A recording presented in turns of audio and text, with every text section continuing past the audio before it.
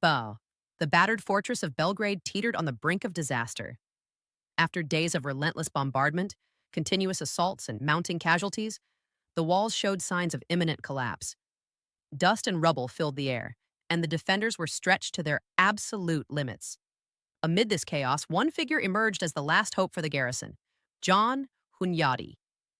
Witnesses reported that the Hungarian commander, though weary and suffering from previous illness, moved swiftly among the remaining troops.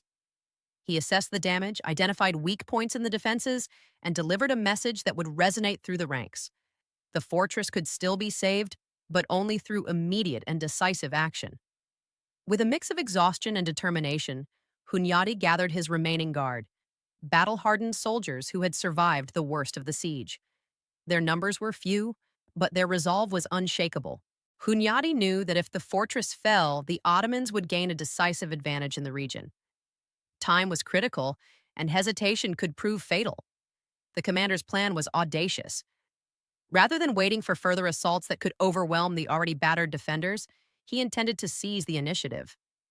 Leading from the front, Hunyadi would strike at the enemy forces entrenched in the breaches, aiming to push them back before they could consolidate their positions. Preparations were quick and meticulous.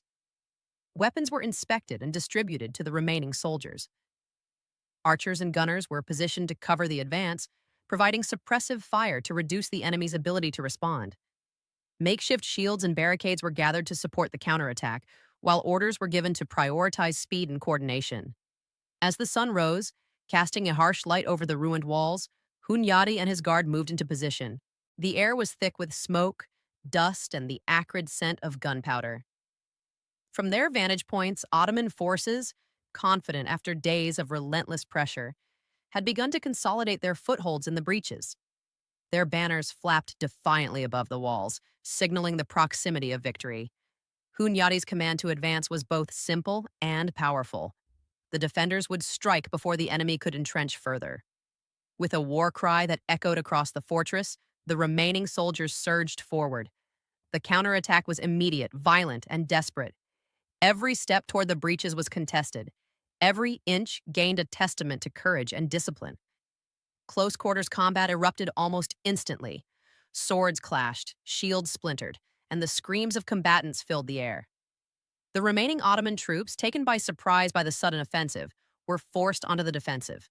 Hunyadi himself was at the forefront, directing movements, inspiring his soldiers, and engaging in combat where the fighting was fiercest. Observers within the fortress later recounted the scene as chaotic, yet electrifying. Small teams of defenders exploited weaknesses in the enemy formation, pushing through temporary lines and creating confusion among the Ottoman forces. Archers and gunners on the walls provided critical support, targeting enemy officers and key positions to maximize the impact of the counterattack. The struggle was grueling. Both sides suffered heavy casualties in the confined spaces of the breaches. Stones, rubble, and debris littered the battlefield, adding to the chaos. Yet the defenders, driven by the urgency of the moment, pressed forward with a relentless intensity. Every recovered stretch of wall represented a temporary reprieve and a renewed sense of hope. Hunyadi's leadership proved decisive. His presence at the front lines inspired courage, even among those who had been on the verge of despair. Orders were relayed quickly, and reinforcements from the remaining garrison were integrated seamlessly into the counterattack. The cohesion and discipline of the defenders allowed them to exploit the enemy's momentary disarray. For hours, the battle raged. The counterattack pushed Ottoman forces back from several key breaches, reclaiming critical sections of the fortress walls. The momentum, once thought lost, shifted slightly in favor of the defenders.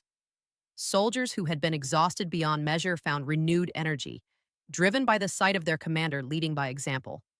Medical teams, though overwhelmed, worked tirelessly to treat the wounded and return the able-bodied to the fight. Civilians, too, contributed wherever possible, hauling debris, reinforcing barricades, and providing aid to those still engaged in combat. The defense had become a total effort, encompassing every person who remained inside the fortress. By late afternoon, the counterattack had achieved a remarkable result. Several breaches were temporarily secured, and Ottoman forces were forced to regroup under pressure. The banners that had once fluttered triumphantly over the walls were partially removed or hidden, symbolizing a temporary halt to the enemy's advance. Hunyadi, though visibly fatigued, continued to coordinate the defense. His strategy emphasized maintaining the reclaimed sections and preparing for the inevitable next wave. The fortress remained under threat, but the last-ditch effort had bought the defenders precious time and demonstrated that the garrison was far from defeated. The psychological impact of the counterattack was profound. Morale, which had been faltering under constant bombardment and assaults, surged among the remaining soldiers. The courage displayed by Hunyadi and his guard became a rallying point, reinforcing the belief that even in the face of overwhelming odds, resistance was possible. Observers noted that the counterattack highlighted the delicate balance of siege warfare. While numerical superiority and artillery might dominate, leadership, courage, and timing could dramatically alter the course of events. Hunyadi's decisive action exemplified the impact of skilled command in moments of extreme crisis. As night fell over the fortress, both sides paused to regroup. The Ottoman forces, though battered and temporarily repelled, remained a formidable threat. Hunyadi and his officers conducted rapid assessments, repaired damaged defenses, and prepared for the next stage of the siege. Every recovered section of wall was reinforced, and every soldier remained on high alert. In the end, the last counterattack to save the citadel stood as a testament to human courage under extraordinary pressure. It demonstrated that even when resources were depleted, reserves exhausted, and defeat seemed imminent, decisive action and leadership could change the course of battle. The fortress, battered but still standing, had survived another day, thanks to the audacity and determination of its commander and the bravery of its defenders. The story of Hunyadi's counterattack would later be remembered as one of the most remarkable episodes in the siege. It was a vivid example of leadership in extremis, courage in the face of near certain defeat, and the enduring human will to fight for survival and honor.